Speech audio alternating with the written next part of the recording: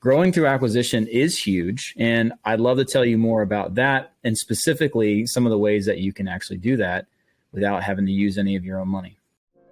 Welcome to the Agency Profit Podcast, a show dedicated to going deep space on agency operations, which is just as nerdy as it sounds. I'm your host, Marcel Petitpoff. I'm the CEO of Parakeeto, a firm that helps digital and creative agencies measure and improve their profitability. Join me as I interview some of the smartest thought leaders and agency owners in our space and go deep into operations, metrics, and all the other things you need to get right so you can spend less time worrying about operations and more time executing on your vision. Hello, everyone, and welcome back to the Agency Profit Podcast. For those of you that watch the show frequently, you might be wondering, why is Marcel wearing a hat? Where's the shirt? What happened to the backdrop? I just moved into a new house. My fiance is in the other room doing construction right now, but I couldn't miss the opportunity to do this interview. Our guest today is somebody that I met a few weeks ago in Florida. We shared a stage at an event, and there's certain people that you meet at these kinds of events where you chat with them for a little while and you start to realize, okay, this person is the real deal. They're not just an entrepreneur. They've mastered the craft of business to a level where they can abstract away from any given industry and really master it at a high level. And that is exactly what Chris Moore has done. He's gone from building and selling several successful businesses to now having a portfolio of businesses and doing a lot of mergers and acquisitions. And we're going to talk today about why we should be thinking about mergers and acquisitions as a way to grow our agencies. We've talked lots about selling, but we haven't spent a lot of time on buying. So with all that, Chris Moore, thanks so much for being with us today. Oh man, it's an honor. Happy to be here. Well, we're all happy because I think that this is something that, I was naive to when I first started. I thought I needed to have millions of dollars to buy a business. And the more I've spoken to folks like you, I've learned that actually acquisitions are within reach for a lot of people. And on that note, I'm about to do my first acquisition, and you were really helpful. Some of the conversations we had in Florida were really helpful with that. So I'm really excited to dive in. I think a lot of people will be enlightened by understanding just how accessible this kind of stuff is. But before we get into all that, I want to give you a chance in your own words to describe what you do and who you serve. Yeah, absolutely. And just to clarify, I haven't done as many exits as you may have said. I've only done a few, but I'm on my 10th acquisition right now. We have about 6 under contract. So we're still getting to the phase where the exits are coming, which I love that because that creates a big surge of income. But yeah, Chris Moore, I'm a business growth specialist. That's really what I focus on, is the idea of how to take businesses and grow them exponentially at a reasonable pace, not too quick, but do it in a way where we really implement something called extreme redundancy, where we're building businesses that can withstand the tail of time, as well as the ability to make sure that not one employee or not one customer can take us out. So we're building a lot of redundancy in that. And my role inside of business acquisitions in my group with my partners is I'm the business growth specialist. So over the years of being in sales and digital marketing and the agency world, it just kind of all came together to kind of create this new identity for me. But it's been a blast. Been doing it for about 7 years. Got a couple Inc. 5000s over here to the left, and I've got a couple more on the way, and I'm just enjoying the ride. So I'm really curious, what kind of got you interested in working more in terms of acquisitions and building a portfolio? How did you kind of make that transition from being an entrepreneur in one business to wanting to be involved in several? I think sometimes you have things that happen to you in life that kind of wake you up. Back in 2013, I lost a lot of money all in one day. So I was selling real estate, residential resale. My mom and I were a team together, and we had a lot of contracts that just fell out. And that's because of sequestration and government shutdowns and furloughs for where I live. That's a big deal.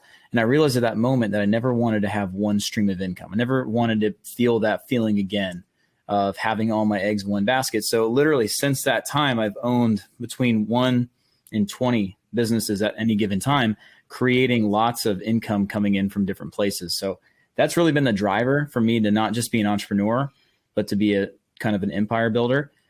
The other big thing for me is I realized that over time, one of my best friends, Clayton, taught me this. He said, Chris, you can't do it all on your own. You can't be the only one who knows how to do it. You can't be the magic dust or the secret sauce in every business. You have to learn how to replace the effectiveness that you have through other people's efforts. So I realized that I could build a castle on my own, or I could build an empire with a large team. So ever since then, I have literally hundreds of employees, really team members that are building my empire with me. So that's kind of how we went from the normal entrepreneur agency owner to kind of focused on a big empire and a portfolio.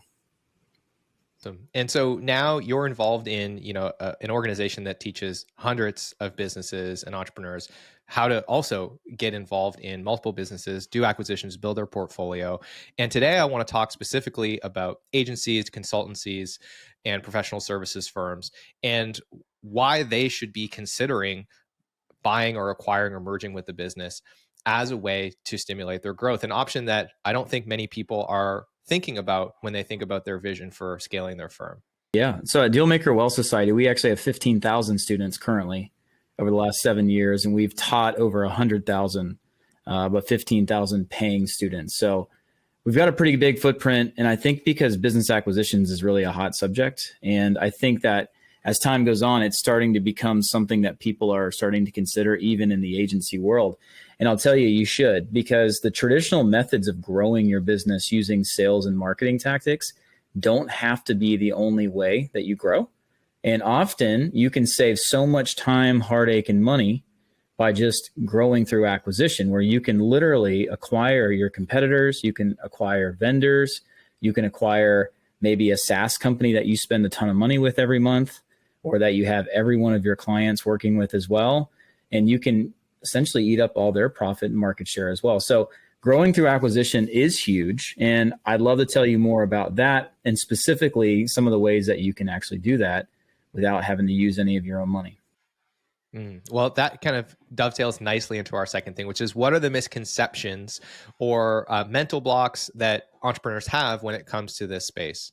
Well, a lot of it seems like it's out of reach, like you were saying just a minute ago. A lot of people don't even know that this is on the field and they can actually play with this type of stuff. I mean, maybe people think it's just for Wall Street, or maybe it's just for business brokers and maybe for large companies that have deep pockets. But buying a business can be very accessible because the way that business transactions are done, a lot of times you can get 100% financing, you can get owner financing. There's special government loans through the SBA, where you can leverage businesses that don't have a lot of assets or don't have a lot of equipment or premises. So essentially they don't have any collateral, physical collateral. You can leverage cash flow as collateral. There's a lot of ways to tap into this. Yeah. And that's, I think, what I want to double click on a little bit more is, in particular, when you're talking about agencies, professional services, usually those are very collateral light businesses. So conventional wisdom would say, yeah, if we go to a bank and ask for a loan, we're likely going to have a lot of trouble with that. But you just mentioned two really great venues. The United States, has the SBA program, which is an incredible way to get usually up to 90%, I think, of the value of the business funded. And then you have seller financing, which is completely overlooked in a lot of cases, but can be a massive lever in allowing you to purchase a business with very little risk. Talk a little bit more about what you would typically see be the best structure for going in and trying to do an acquisition of another agency or professional services firm. I think part of it's understanding what kind of buyer you are. I'd imagine everyone would be a lot smarter in this subject just from going to read a book called Built to Sell.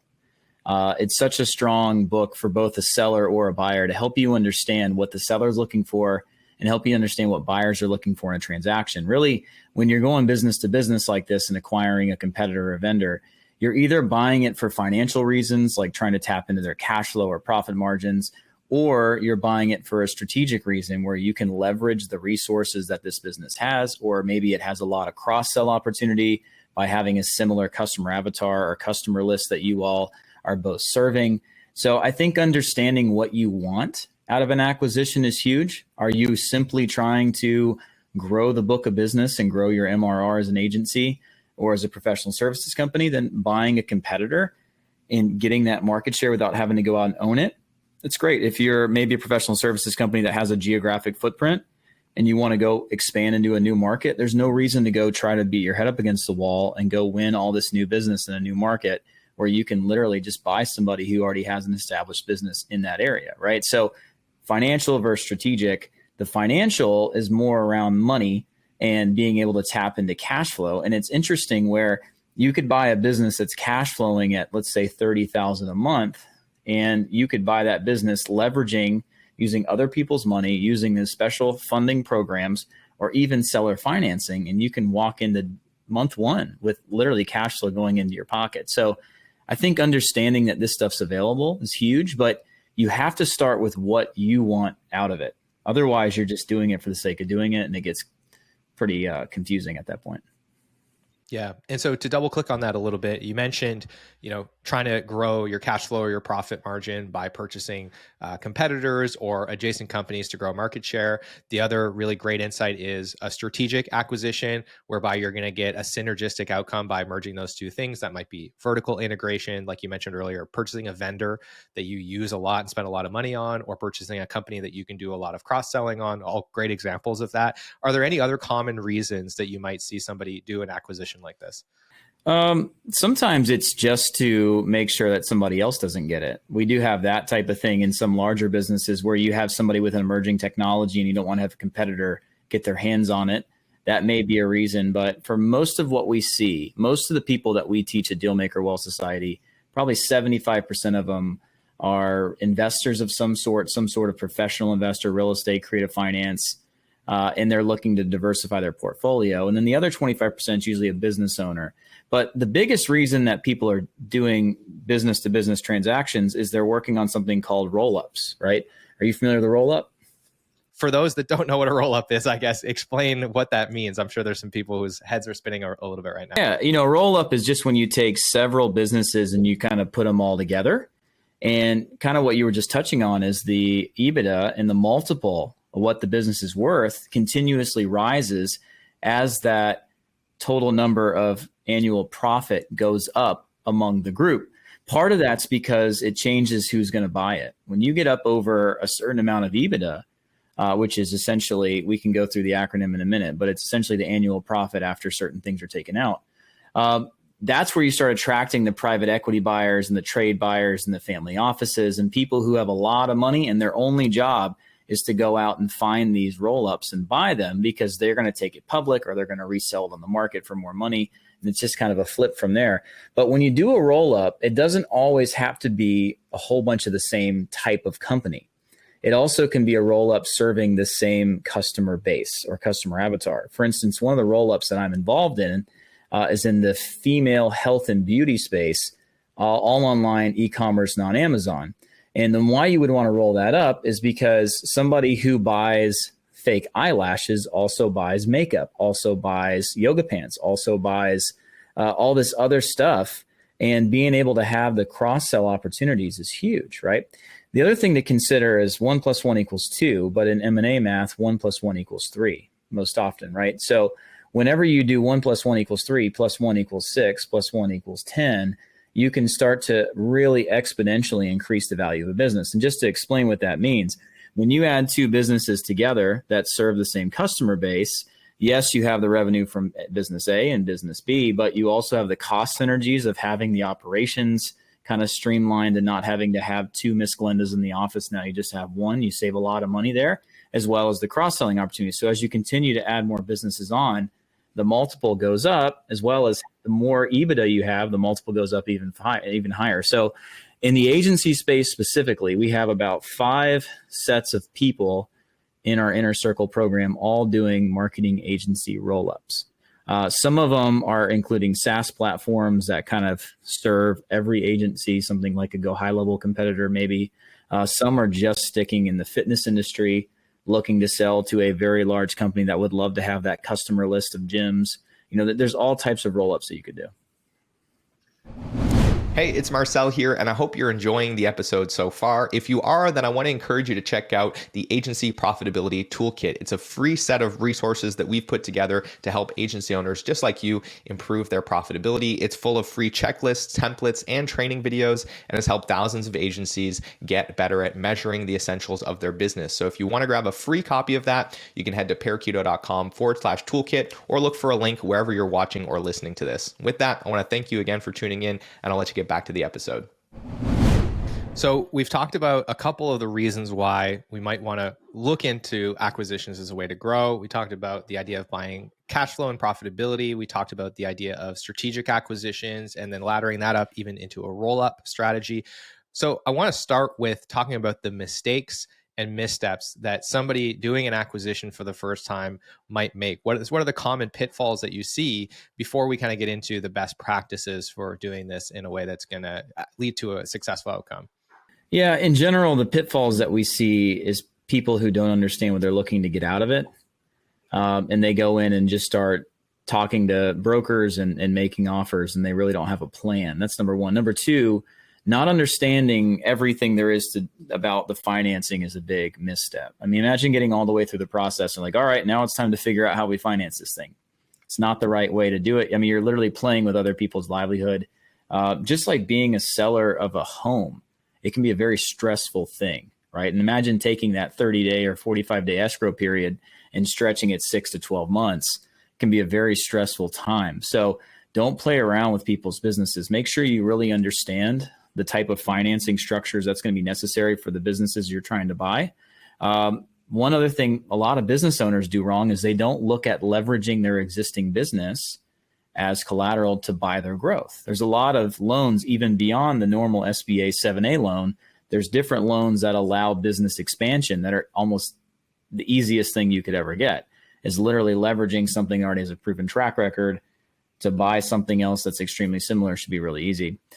Other thing is just think about sales 101. Whenever you are looking to acquire a business or one thing, you should always punch past the target. You should always go out and originate or find 10 to 20 deals and really put a lot of feelers out there, rather than people who go after one deal, they get it all the way to the finish line and something happens. It's demoralizing. It's really tough for people to ever like get back up and try again. It's because they never punched past the target and they had unrealistic expectations around it. So those are probably the three biggest things. And then the one other thing that we teach very specifically at Dealmaker Wealth Society is the idea of going off market, right? Going to just a random broker site or a biz buy sell. And they're great. There's a lot of great broker deals out there, but a lot of those businesses never sell. And there's a reason why. Dealing with brokers in general is difficult and it can be very inefficient. They really would love to sell businesses to other large businesses because it's a much more streamlined process. They like to get their commissions.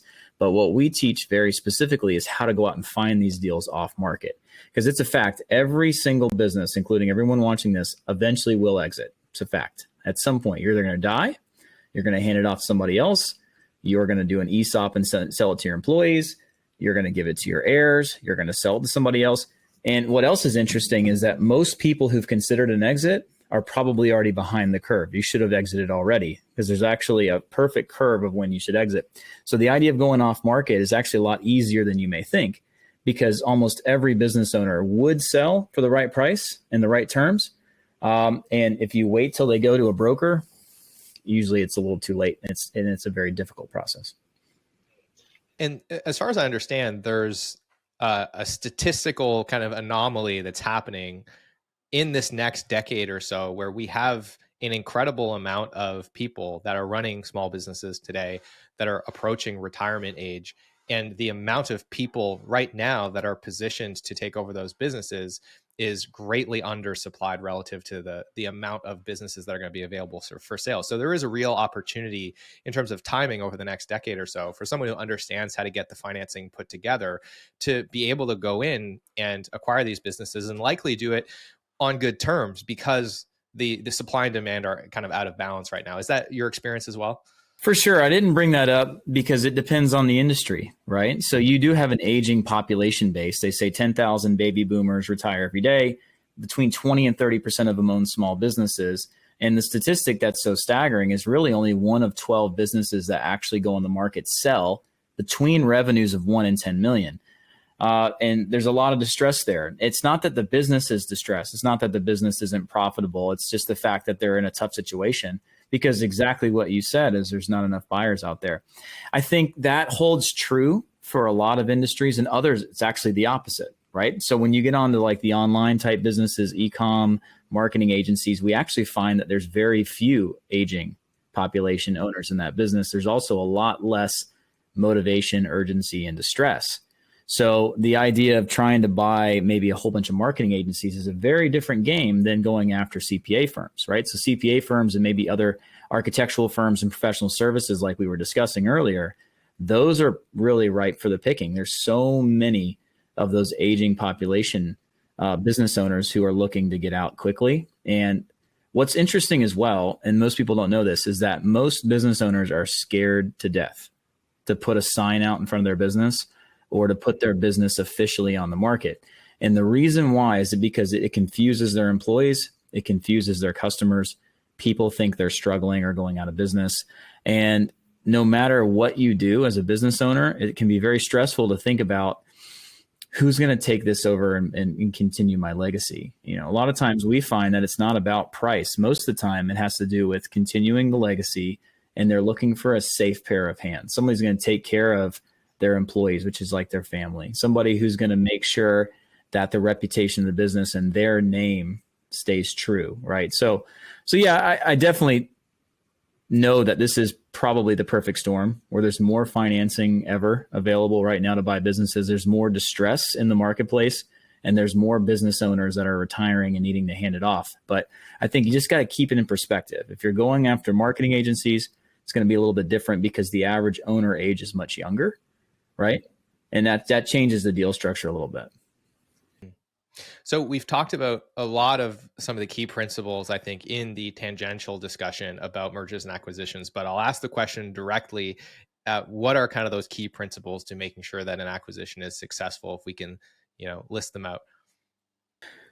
I think you have to define success. So, I mean, if we're defining success by the business has been fully acquired, both parties are happy with the price and terms, and the business is still operating at the same level or better after the acquisition, I think there's a lot of things that have to come true. First of all, I think you have to have preparation done in advance. I think the idea of understanding what you want out of the deal and identify the most likely deal structure and financing options available would be huge. I think this is so important because when you go out and decide what type of business you want to buy, you may have some limiting factors, right? Let's say, so you're in Canada, right? Let's say you wanted to buy a business in the US. Well, going out and getting qualified for an SBA loan when you're the only person on a US level is not going to be something you're able to do. But you may find that what more gets you excited is the idea of going out and finding more distressed businesses or maybe distressed situations and just going after full owner finance deals. And you want to do them specifically in the US. Like, without understanding and knowing that up front, you can waste a lot of time and have to backtrack quite a bit. It's like going to college when you're 18, you have no clue what you want to do, and then you change your major at 21, like the rest of the world does, right? Because you don't have the right perspective. So I think getting the right perspective up front and doing the right preparation and understanding what type of deal is going to work best to get you what you're looking for is a huge first step.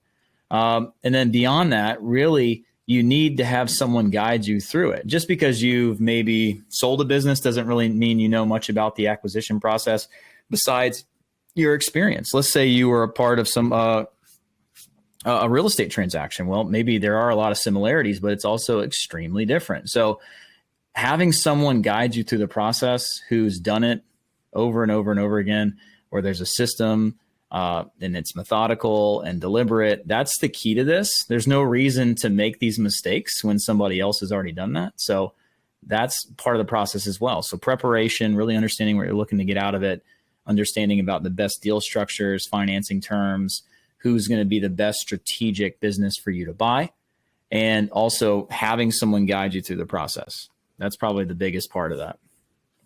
So on that note, for those that are listening that want to learn more about you and what you're doing, I can speak to, you shared some of the content with me that, your clients get access to when they pay for your services and education products. And as you mentioned, there's so many nuances to this process. So many of them are contextual, everything down to, the thing you shared with me that was incredible was, how do you even introduce the idea of seller financing to someone who doesn't know what that is and start that conversation? So it's incredible the depth of knowledge that you have in this space. For those that are listening that want to learn more about that, where should we send them in the show notes? We'll drop a link in there, but we'll send you to our website where you can get maybe a free training to understand how the business acquisition process works from A to Z, as well as how to do bolt-on acquisitions and roll-ups, which is that 1 + 1 = 3 model. And if I can just make something perfectly clear, I am not the guru. I am not the world-renowned expert on business acquisitions. My business partner, Carl Allen, is that expert. Like I said earlier, my role in general in all my companies is the same. I'm a business growth specialist. So what I've done is I partnered with Carl about 20 months ago, and we've essentially 10x this business together using our combined skill sets. And we're changing a lot of lives. Being able to help people tap into this life-changing cash flow and really grow through acquisition has been such a blessing for everyone involved. But we love working with professional services companies and marketing agency owners. We have a lot of those in our program, investors at all levels. But yeah, love to have you there. I think the first step to work with us at any level or just learn more about what we do, no pressure, is just click on those links, watch those trainings on how the whole process works, and really identify if this is something that you really want to do. Identify if this is something that will help you get where you want to go. And if not, no worries. Awesome. So we'll have links in the show notes to those free trainings. We'll also link up Chris's Instagram and YouTube channel, some great content on there to check out as well. And with that, Chris, thanks so much for taking the time. This was a great interview.